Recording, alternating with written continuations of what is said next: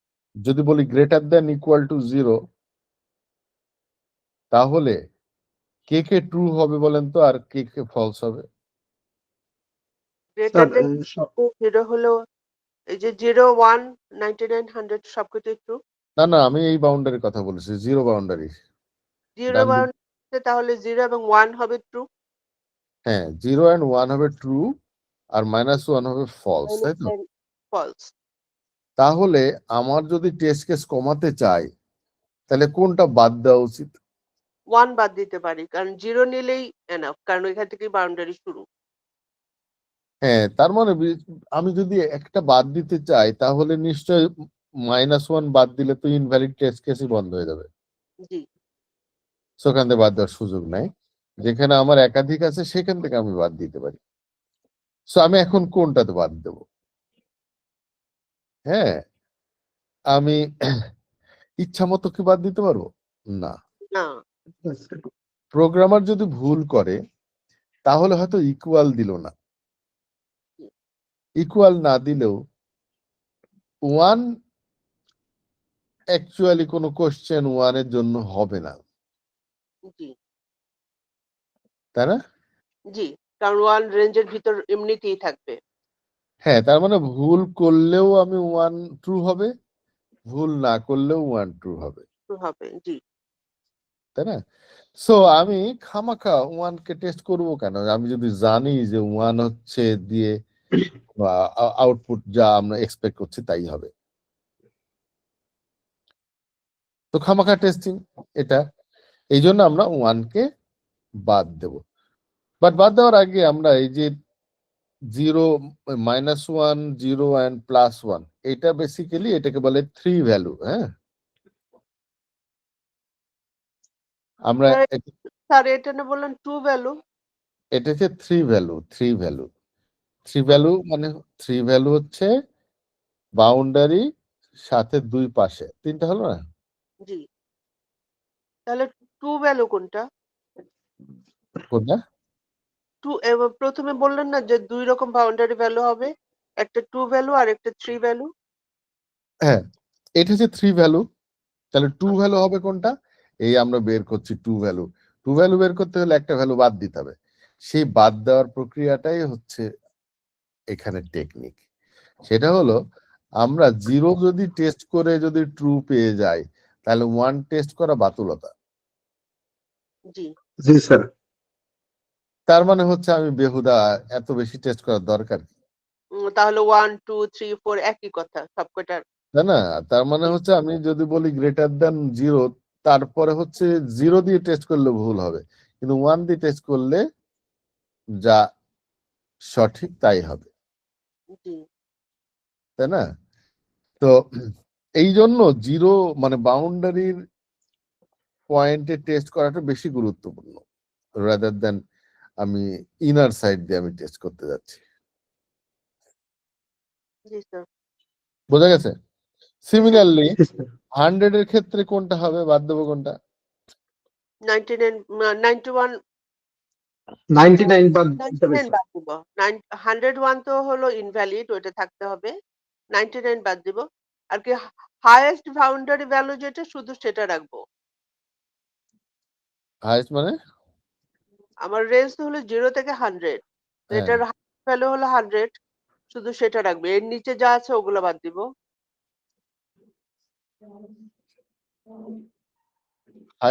আরেকবার বলেন, বুঝি নাই আপনার কথা। আমার রেঞ্জ যেহেতু 0 থেকে 100, তো আমার তো রেঞ্জ তো হাইয়েস্ট রেঞ্জ হলো 100।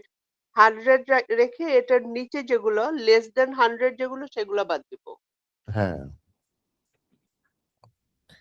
কিন্তু 101 নিচ্ছি কেন? একটা ইনভ্যালিড রাখতে হবে। হ্যাঁ, না হলে ফলসটা বুঝতে পারবো না।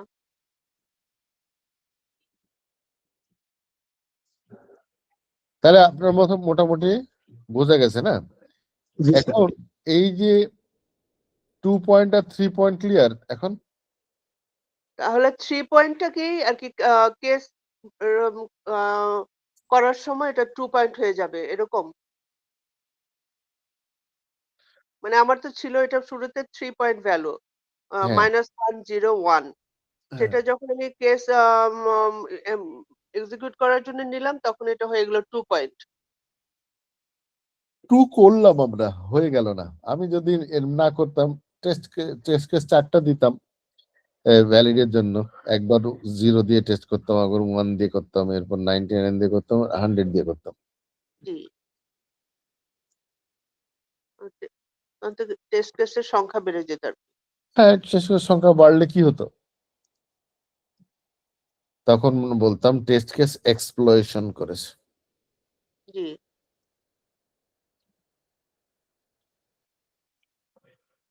সো আমাকে অপটিমাম করতে হলে আর 2 পয়েন্ট বাউন্ডারি ভ্যালুতে নিয়ে আসবো আমরা।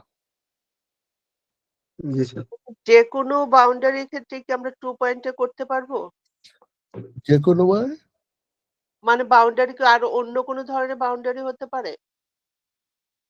অন্য কি ধরনের বলেন তো? কোন?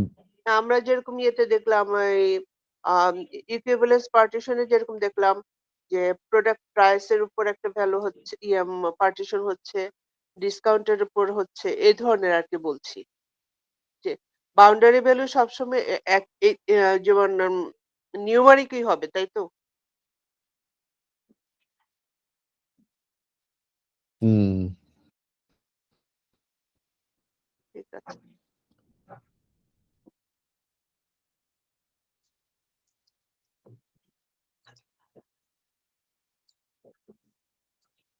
এইটু কেটে গেল, আর একবার বলেন একটু। না আমরা তো ইকুইভ্যালেন্স পার্টিশনের সময় দেখলাম যে আমাদের ক্লাসগুলো হচ্ছে কখনো ইয়ের উপর প্রোডাক্ট প্রাইস এর উপর, কখনো ডিসকাউন্টের উপর, শিপিং কস্ট বিভিন্ন বা অন্য অনেক কিছুর উপরেই ক্লাস আসতে পারে। আর আমাদের বাউন্ডারি বিলিং এর বাউন্ডারি ভ্যালুর ক্ষেত্রে সবসময় ইয়ে হবে, শুধু নিউমারিক সংখ্যাগুলোই থাকবে। আম হ্যাঁ, নিউমেরিক তো থাকবে, না হলে বাউন্ডারি ভ্যালু মানে রেঞ্জ আমি বুঝাবো কি করে? আচ্ছা, নিউমেরিক ছাড়া বাউন্ডারি ভ্যালু হবে না। ধরেন সিঙ্গেল ভ্যালুর দিলাম, সিঙ্গেল ভ্যালু হচ্ছে জি। সিঙ্গেল ভ্যালু যেটা হয় যদি নিউমেরিক হয় তাহলে আমি বাউন্ডারি করতে পারবো, কিন্তু যদি হয় টেক্সট। জি, টেক্সট থাকলে যা ইয়ে হবে কি কখনো যেমন গ্রেডিং এর ক্ষেত্রে যেরকম থাকে ওই ধরনের কিছু কি আসবে? ওইটাতেও কি বাউন্ডারি ভ্যালু এপ্লাই করা যাবে? যে গ্রেডিংটা যেভাবে হয় বি এরকম। না, করা যাবে হচ্ছে নাম্বারের ক্ষেত্রে শুধুমাত্র। আচ্ছা, এটাই জানতে চাচ্ছি।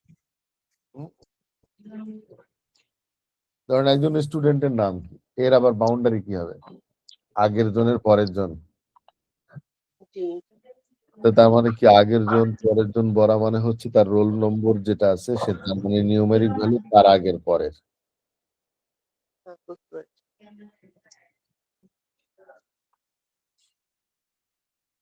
ক্লিয়ার তার মানে, তাই তো? জি স্যার। জি স্যার।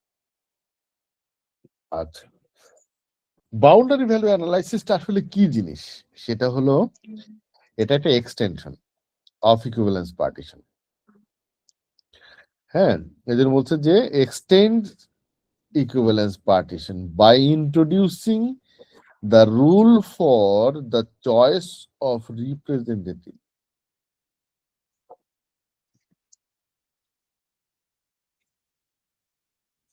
বলছে the age values of the equivalent class are to be tested intensively.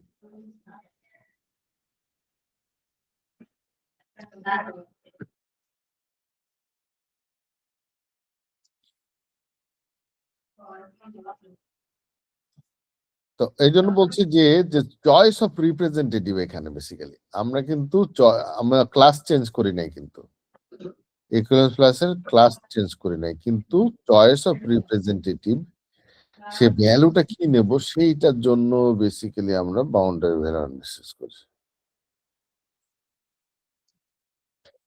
বলছে the age values of the equivalence class are to be tested intensively.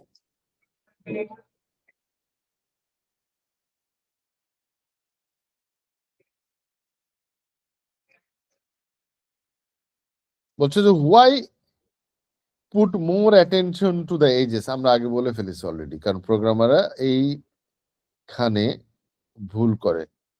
G sir.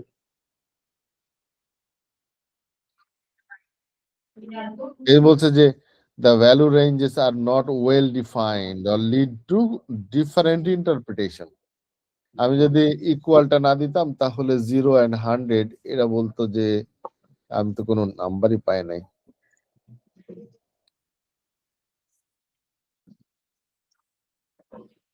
বা ফলস হয়ে যায়। তাহলে এর লক্ষ্য উদ্দেশ্য হচ্ছে যে ঠিক মতো সঠিকভাবে প্রোগ্রাম বা কারেক্টলি প্রোগ্রাম করা হয়েছে। আচ্ছা, তাহলে আমার এই পর্যন্ত হয়ে গেছে যে বেসিক স্কিম হচ্ছে আমাদের 3 পয়েন্ট, আর অল্টারনেটিভ পয়েন্ট অফ ভিউ থেকে যে 2 পয়েন্ট বাউন্ডারি ভ্যালু, যেটা আমরা 3টা ভ্যালু না নিয়ে 2টা ভ্যালু, মানে এখানে আগে ছিল যেমন 0 and 100, এটা 2টাই রাখবো কারণ 2 বাউন্ডারিতে আছে।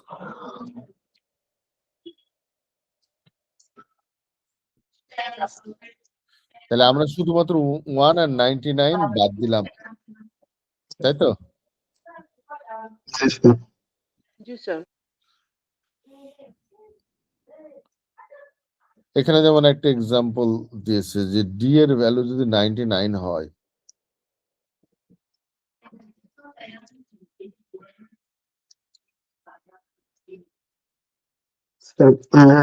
প্রিন্ট করবে ট্রু, কারণ 0 বা 0 থেকে বড় আর 100 বা 100 থেকে ছোট 99। হ্যাঁ প্রিন্ট করবো ট্রু যদি 90, হ্যাঁ ডি এর ভ্যালু কত দিচ্ছি সেটা। স্যার এখানে জি স্যার। দুবার এন্ড আসছে কেন 0-র পর? ওই ওটা এন্ড অপারেশন, ওটা প্রোগ্রামিং এর ভাষা। ও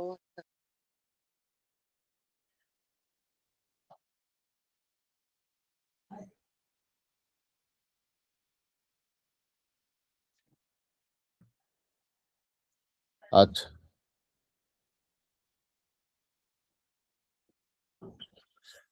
এখন আপনারা মনে হয় বুঝে গেছেন না 2 পয়েন্ট আর 3 পয়েন্ট? জি স্যার। তাহলে আর এই এত বড় ডেসক্রিপশন পড়া লাগবে না।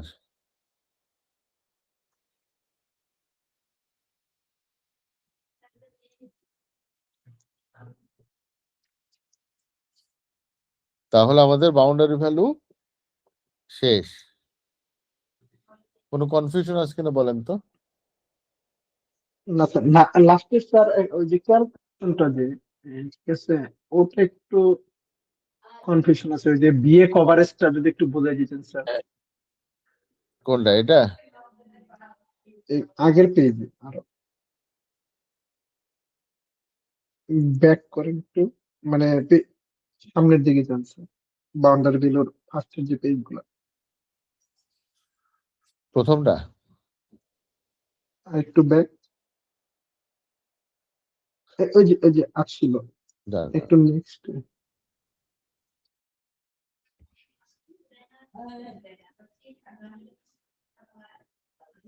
এই যে এটা স্যার, এটা ব্যাক, এটা আগের পেজটা। এটা হ্যাঁ হ্যাঁ, এটা এই যে যে number of BA tested, number of BA ও ডিফাইন্ড। আচ্ছা, এখানে ওই যে একই রেশিও মানে হচ্ছে পার্সেন্টেজ। তো বিভিএ কভারেজটা কি বলবো? টোটাল নাম্বার অফ বিভি ডিফাইন্ড, যে কয়টা বাউন্ডারি ভ্যালু ডিফাইন করা হয়েছে। বুঝতে পারছি স্যার। হ্যাঁ,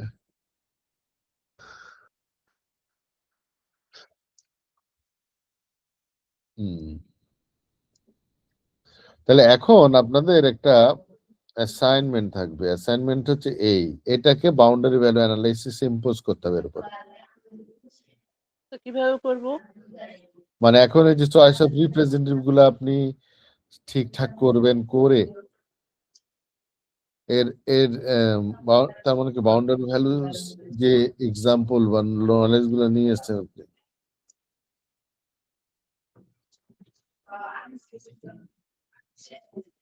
এখন মনে করেন যে এই যে প্রোডাক্টের প্রাইস আপনি কত দেবেন, 1000 দেবেন? না স্যার, এখন হচ্ছে স্যার যে প্রোডাক্ট প্রাইসটা থাকবে ওটা দিতে হবে, আর ওটার নিচে একটা দিতে হবে, ওটার উপরে একটা দিতে হবে।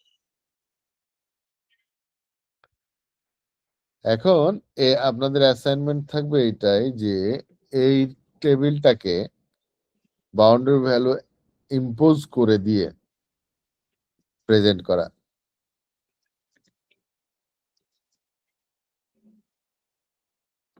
Okay sir.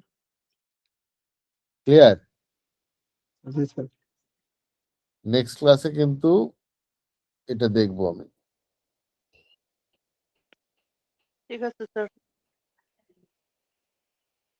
কোন কনফিউশন থাকলে বলতে পারেন যে কেন এটা এখানে কি হওয়া উচিত। স্যার ওটা আসলে নিজেরা ট্রাই করি, যদি না পারি তখন আসলে মানে কোশ্চেন করলে ওটা আরো বেটার হবে, কারণ আমাদের ওকে, বিভিন্ন ধরনের চিন্তা করব তখন। হ্যাঁ। তো সেক্ষেত্রে যে জিনিসটা করতে হবে সেটা হচ্ছে রিপ্রেজেন্টেটিভ গুলা বাউন্ডারি ভ্যালুতে নিয়ে। স্যার আমি একটু বলি যে শিপিং এর ক্ষেত্রে তো তিনটা এখানে আর কি পারফেক্ট, যেমন 19, 29, 39। তাহলে হ্যাঁ, কি এখান থেকে এরকম প্রত্যেকটাতে ইনভ্যালিড বাউন্ডারিও নিতে হবে, যেমন 18 অবশ্যই অবশ্যই নিতে হবে।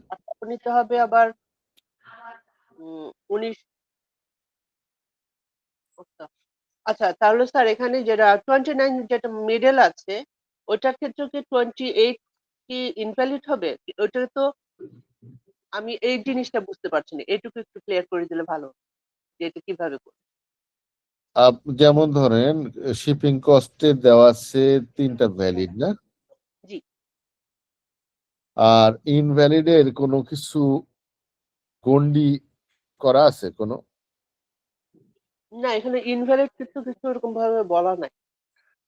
আছে। এই যে ইনভ্যালিড হচ্ছে কোনটা হবে, যে এক্স নট ইকুয়াল টু,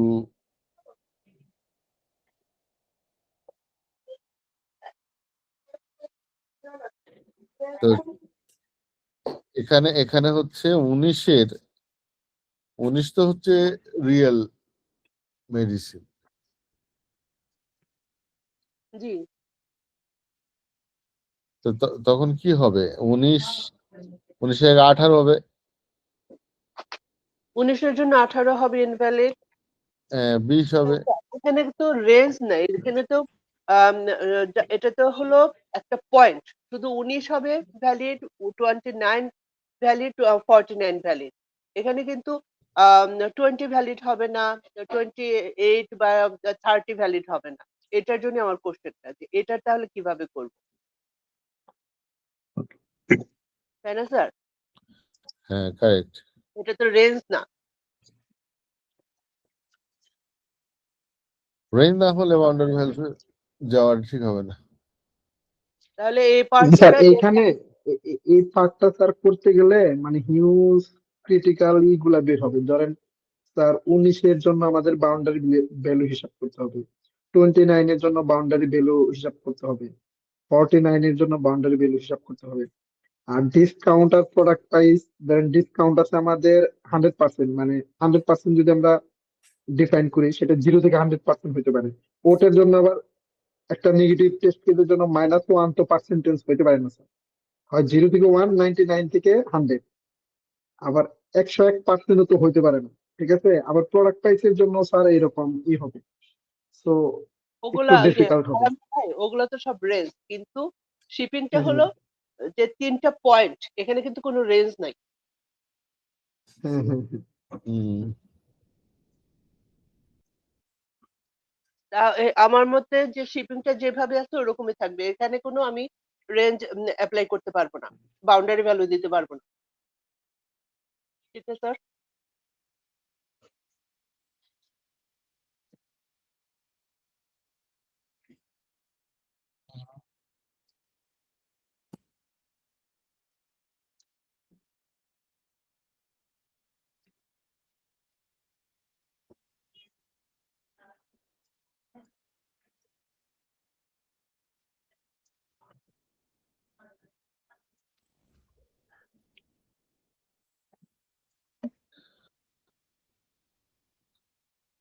আমি শুনতে পাচ্ছি না। হুম তাহলে বাউন্ডারি ভ্যালু অ্যানালাইসিসটা অ্যাসাইনমেন্ট আকারে করে ফেলবেন, ঠিক আছে? আচ্ছা স্যার, দেখি অ্যানালাইসিস করতে হবে, একটু দেখি কিভাবে হয়, তারপর ডিসকাশন করা যাবে। ওকে,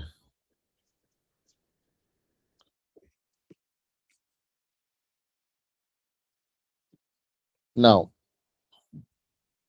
decision table testing. Decision table নাম শুনছেন না? জি স্যার, নাম শুনছি। আঁকানো দেখছেন ডিসিশন টেবিল কেমন করে তৈরি করতে হয়? ডিসিশন টেবিল যে স্যার কন্ডিশন হয় ট্রু আর ফলস, তারপর সে ডিসিশন অনুযায়ী দুইটা পার্টে ভাগ হয়ে যাবে।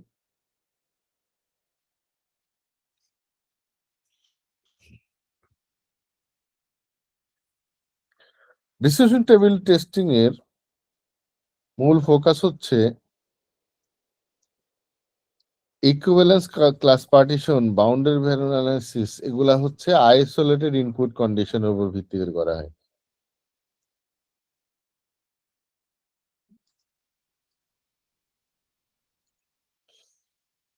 কি বললো? এটা আইসোলেটেড ইনপুট কন্ডিশনের ক্ষেত্রে ডিসিশন টেবিল এগুলা তৈরি হয়। স্যার আইসোলেটেড ইনপুট বলতে কি বোঝাচ্ছে স্যার? আইসোলেটেড মানে হচ্ছে একটার সাথে অন্যটার কোনো রিলেশন নেই। আমার না একটা লোক আইসোলেটেড হয়ে মানে কারোর সাথে সম্পর্ক নেই। স্যার এটাইতে কি এরকম শিপিং এর ক্ষেত্রে যেটা আছে যে 3টা পয়েন্ট ওই জিনিসটা সেম জিনিস কি? না, সেটা ওরকম না। বিষয়টা হচ্ছে 3টা ভেরিয়েবলের ভ্যালু 3, কারোর সাথে কারোর কোনো রিলেশন নাই। আচ্ছা। হ্যাঁ, যদি এমন হতো যে প্রোডাক্টের প্রাইস যদি 1 লাখ টাকার উপরে হয় তাহলে এত % ডিসকাউন্ট,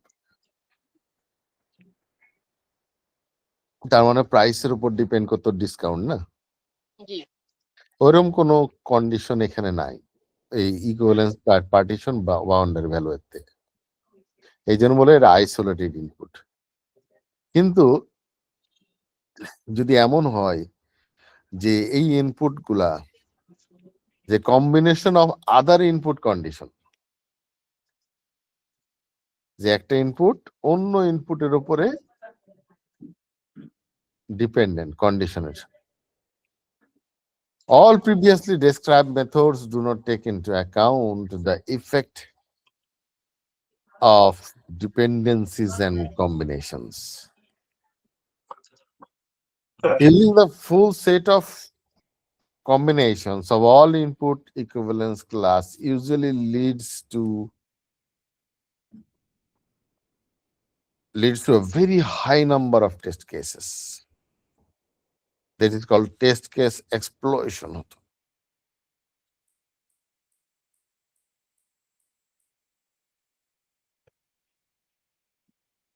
তো যখন এরকম অনেক enormous number of test case হয়ে যেতে পারে, সেই ক্ষেত্রে ডিসিশন টেবিল এই টুলসটা আমাকে এই টেস্ট কেস এক্সপ্লোশন থেকে বাঁচাতে পারে।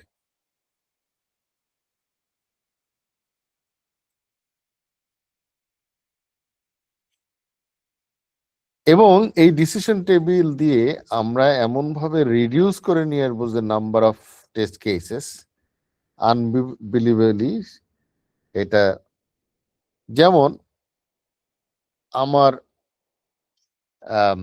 যদি একটা ইফ কন্ডিশন যদি থাকতো, যেমন হচ্ছে আমরা যদি এখানে আসি, এই যে এখানে এখানে একটা ইফ এর ভিতরে দুইটা কন্ডিশন আছে, একটা D greater than 0 greater than equal to 0 and D less than equal to 100, তাই না? জি স্যার। তাহলে এর আউটকাম কয়টা হলো একটা ইফের? দুইটা, একটা ট্রু একটা ফলস। হ্যাঁ, তো যদি এমন হতো যে মাল্টিপল ইফ হতো, মাল্টিপল কন্ডিশন, যেমন এখানে এখানে হচ্ছে ডি এর ভ্যালু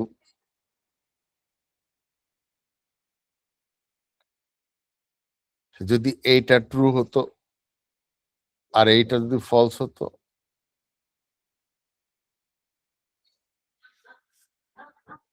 তাহলে যদি একটা হতো, একটা ট্রু হতো। দুইটা কন্ডিশন হতো, দুইটা, আচ্ছা, একটা কন্ডিশনে দুইটা আউটকাম থাকে।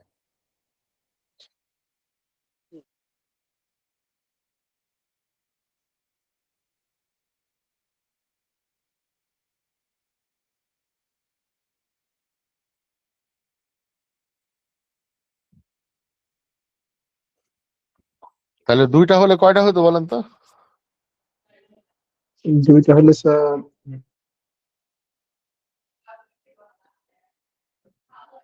তো 4টা রেজাল্ট আসতো। হ্যাঁ, আর যদি তিনটা হতো তাহলে কয়টা হতো? 8টা। কি করে বুঝলেন? কম্বিনেশনে আর কি, একটা একটা ট্রু একটা ফলস এভাবে দিয়ে আমি এটা দেখেছি, মানে ওই লেসনে পড়েছি এই জিনিসটা, আচ্ছা আচ্ছা আচ্ছা সেই জন্য। আচ্ছা, তাহলে যদি 10টা হতো কন্ডিশন,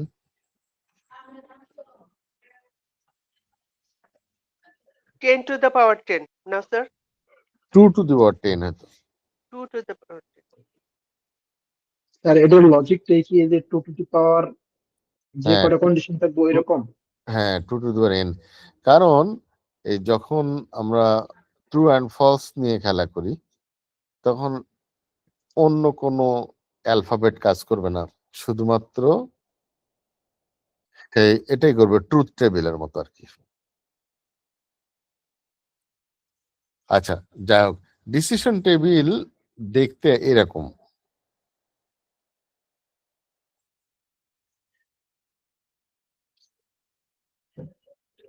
এখানে যে টেমপ্লেটটা দেওয়া আছে সেটা হচ্ছে বাম দিকের উপরে যেটা আছে কন্ডিশনস বা কজেস, আর ডান দিকের উপরে হচ্ছে কন্ডিশন এন্ট্রি,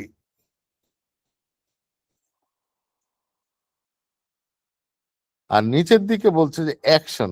একটা হচ্ছে কি বলে কজ, আর এটা হচ্ছে ইফেক্ট।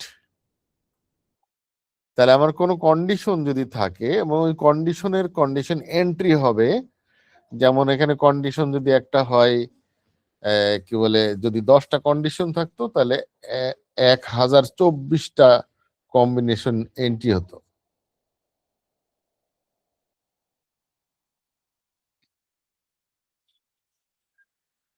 সরি, কই গেল? সো স্যার আবার এরকম, বুঝি নাই।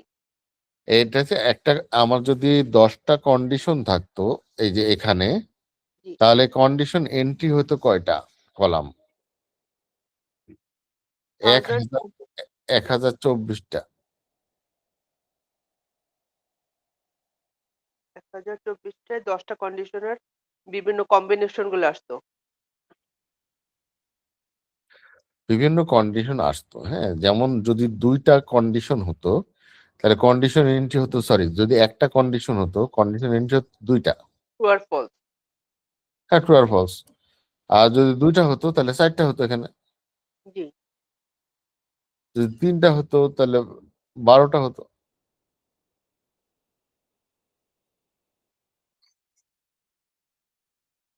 এবং অ্যাকশন হচ্ছে মাল্টিপল অ্যাকশন হতে পারে, এবং কোন কোন অ্যাকশন কখন হবে সেটাও আমরা এর ভিতরে অ্যাকোমোডেট করব। এখানে একটা কেস স্টাডি দেওয়া আছে, এটা কে সিনারিও দেওয়া আছে। একটা সিনারিও হচ্ছে এরকম, একটা অনলাইন ব্যাংকিং, সেখানে বলছে the user has initiated himself via account number.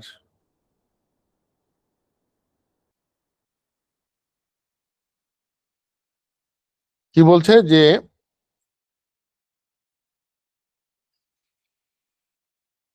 একটা অনলাইন ব্যাংকিং এ বলছে the user has identified himself via account number এ পিন, তার মানে এখানে একটা ইউজার নিজেকে একটা পিন ছাড়া আর কিছুই না সে, তাই না? আমি কোনো সিস্টেমে যদি লগ ইন করি তাহলে পাসওয়ার্ডটাই হচ্ছে আমার এমন তথ্য যে ওই পাসওয়ার্ড দিলে আমাকে ঢুকতে দেয়। জি।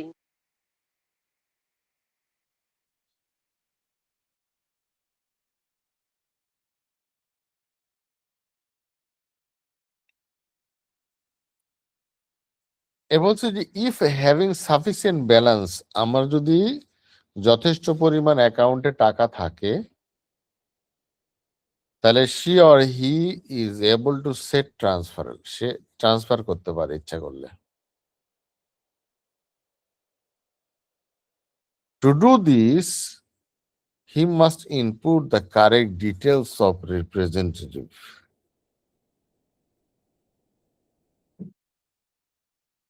তাহলে এখানে আমার কয়টা কন্ডিশন? তিনটা। এক সাফিসিয়েন্ট ব্যালেন্স আছে কিনা, ডিটেলস গুলো সাফিসিয়েন্ট কারেক্ট থাকতে হবে, আর একটা ভ্যালিড পিন থাকতে হবে, ওটিপি থাকতে হবে।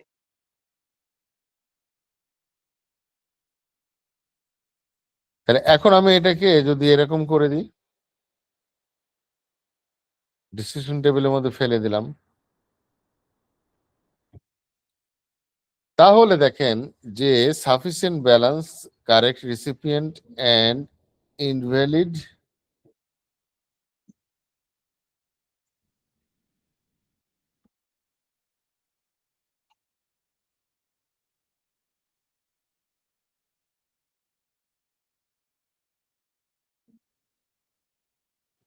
জি, বুঝতে পারছি। উপরের তিনটা যে আটটা হয়েছে ওটা বুঝতে পারছি, কিন্তু বোঝা পরের গেছে? যে এই যে ডোটা ট্রান্সফেরাল মার্ক 10 এর ইউজ এইগুলো বুঝতে পারিনি।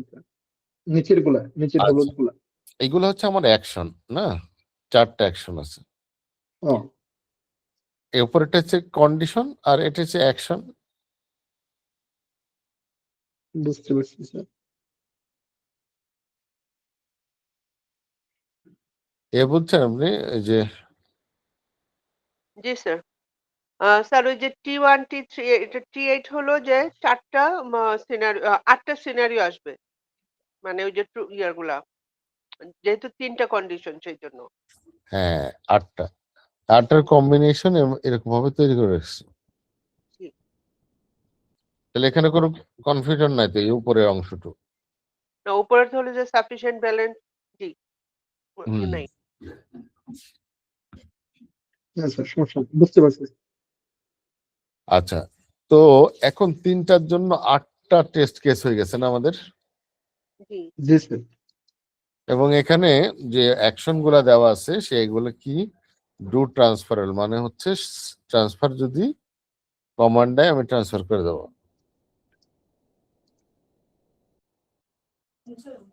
বলো। আচ্ছা, এখানে এই যে 8টা কম্বিনেশন মানে হচ্ছে প্রতিটা একটা করে টেস্ট কেস। এখানে বলছে T1 হচ্ছে 3টাই যদি ট্রু হয় তাহলে ট্রান্সফার করতে দেব। কি কি জিনিস? সাফিসিয়েন্ট ব্যালেন্সও আছে, আবার রিসিপিয়েন্টও কারেক্ট, কারেক্ট, এবং ভ্যালিড, ভ্যালিড ভ্যালিড 10। 10 মানে কিছু না, ট্রানজেকশন অথেন্টিকেশন নাম্বার, যেটাকে আমরা বলতে পারি ওটিপি। ওটিপি।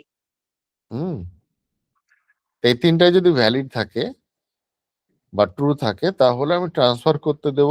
সাথে সাথে আবার এটাও করব ওই টেস্ট কেসে যে মার্ক করে দেব যে এটা ট্রান্সফার হয়েছে হ্যাঁ, এবং ওই 10টা একবার ইউজ হয়েছে, কারণ এটা সেকেন্ড টাইম ইউজ করা যাবে না। কারেক্ট। T2 বলছে 2টা ইয়েস আছে কিন্তু একটা নো, ভ্যালিড নাই 10। তাহলে 10 যদি ভ্যালিড না থাকে তাহলে আমরা কি করি? হুম। বাদ বাকি সব ভ্যালিড। তাহলে ওই যে কারেক্ট ওটিপির জন্য আবার বলবে। যে মেক শিওর হ্যাঁ, ওটিপি রিসেন্ড করো তাই বলবে না, রিসেন্ড বাটন চাপ দিলে আবার নতুন করে দেবে। আদারওয়াইজ T3 থেকে T8 পর্যন্ত সবগুলাই হচ্ছে ডিনাই করবে, হবে। ট্রান্সফার হবে না, ডিনাই করবে, তাই তো? জি, এখন দেখেন আমরা এই T1 রাখা দরকার কারণ একটাই, T2 রাখা দরকার কারণ হচ্ছে রিকোয়েস্ট এগেন 10 এর রিকোয়েস্টের জন্য। জি। T3 থেকে T7 এতগুলা টেস্ট কেস আমি কেন করতে যাব? বারবার ডিনাই করতে।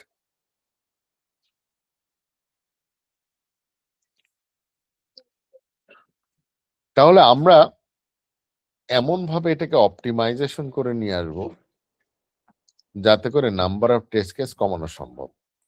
তার মানে হলো আমার কন্ডিশনের যে কোনো একটা রং হলেই আমার ওইটা T3 থেকে T8 পর্যন্ত পড়ে গেল। মানে sufficient balance, current recipient and valid 10। হুম। এই তিনটার যে কোনো একটা ইনভ্যালিড হলেই আমার ওই T4 T3 থেকে T8 এর ভিতর পড়বে। যদি যে কোনো একটা ইনভ্যালিড হওয়া মানে হচ্ছে T2 হতে পারে, কারণ T2 তো ভ্যালিড হয় নাই। ভ্যালিড হয় নাকি? হ্যাঁ, কেন T2 হলো? T2 হচ্ছে রিকোয়েস্ট করতে হয়েছে তাকে 10টা। জি,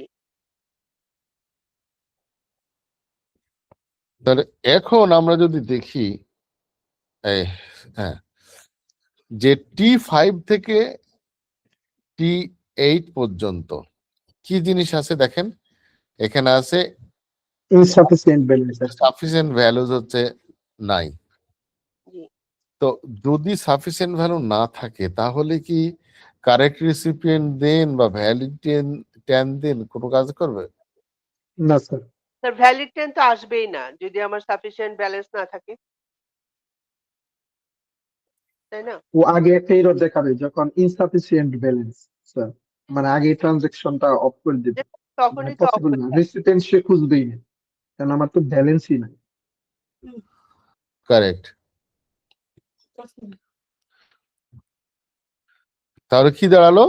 সেটা হচ্ছে আমার টাকা নাই, তার আমি ভ্যালিড 10 কি আর কারেক্ট রিসিপিয়েন্ট কি, জি, এরকম এতবার টেস্ট করার দরকার কি আমার? একবার করলেই তো হয়। টাকা না থাকলেই শেষ। হ্যাঁ, আমি যদি দেখি যে টাকা নাই তাহলে বাদ বাকি আমি একবার টেস্ট করে দেখবো টাকা নাই। হ্যাঁ, এই জন্য 5 থেকে 8 পর্যন্ত সব বাদ দিয়ে একটা রাখছি। জি, জি স্যার। সেখানে দেখেন যদি সাফিসিয়েন্ট ব্যালেন্স না থাকে তাহলে বাদ বাকি রিসিপিয়েন্ট ইয়েস নো কিছুই দিই নাই, ড্যাশ মেরে চলে গেছি। জি। কারণ এটার কোনো ভ্যালু নাই। ঠিক আছে, তাহলে আমি ইজিলি 3টা ফেলে দিলাম। জি স্যার। স্যার 4 নাম্বারটা কেন রাখলাম? 3 আচ্ছা, আর 4 থেকে 4 একটা হবে। সাফিসিয়েন্ট ব্যালেন্স আছে, তাই না? জি, জি স্যার। এই 3 আমার কাছে মনে হচ্ছে স্যার 3 4 থেকে একটা হবে, কারণ সাফিসিয়েন্ট ব্যালেন্স আছে কিন্তু কারেন্ট রিসিপিয়েন্ট নেই। হ্যাঁ, কারেন্ট রিসিপিয়েন্ট দেখেন নো আছে 2টা। তাহলে আমি কারেক্ট রিসিপিয়েন্ট যদি না থাকে আমার টাকা থাকলে কি না থাকলে কি, জি, সে এরকম টেস্ট কেস আবার দ্বিতীয়বার কেন করতে যাবো, একবার করলেই তো হয়। জি, এখানে একটাই এনাফ। সো এখান থেকে একটা বাদ দিতেছি। তাহলে এই দুটো রাখতেই হবে কারণ এই দুটার মধ্যে আর কোনো কেউ নাই আসলে।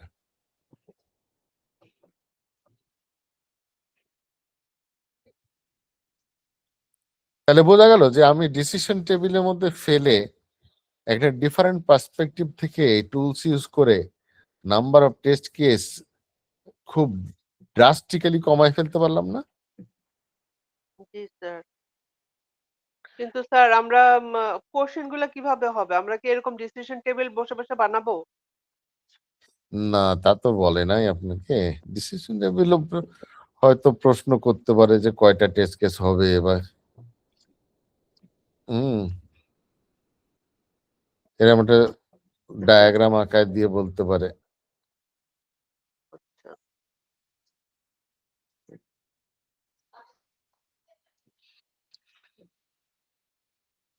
So, এটা বর্ণনা করছে এখানে আর কিছু না। তো আমাদের আজকে আমরা তাহলে boundary value analysis and decision table testing পড়লাম। জি জি স্যার। স্যার, এই পর্যন্তই থাক স্যার আজকের মতো। আচ্ছা, ঠিক আছে। কারণ হচ্ছে স্যার এগুলোতে আবার নিজেদের একটু পড়াশোনা করতে হবে, আবার মানে হঠাৎ পরেরটা গেলে একটু ঝামেলা লাগে, কারণ এগুলো আসলে এখান থেকে অনেক কোশ্চেন আসবে, একটু ভালো করে প্রিপারেশন নিতে হবে। হ্যাঁ, ঠিক আছে তাহলে। Okay sir. সালাম ঠিক আছে আলাইকুম। স্যার, আমাদের দুইটা টাইম একটু মনে করে একসাথে দিয়ে দিন দেবো ইনশাল্লাহ কালকে। ইনশাল্লাহ। Okay sir. ঠিক আছে স্যার, আসসালামু তাহলে আলাইকুম স্যার। নেক্সট দেখা হবে, কথা হবে আবার ইনশাল্লাহ। ওকে, আসসালামু আলাইকুম।